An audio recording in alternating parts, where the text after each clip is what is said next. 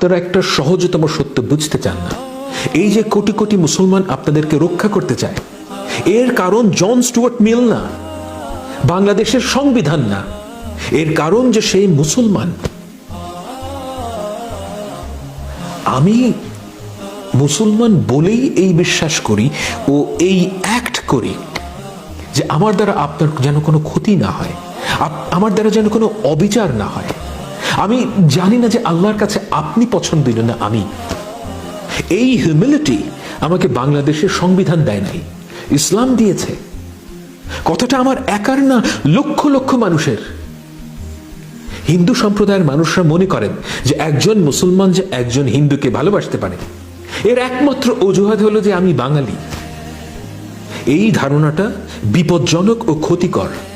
আমি যে মুসলমান হওয়ার কারণেই আপনাকে ভালোবাসি, এই চিন্তাটাই আপনাদের মাথায় আসে না।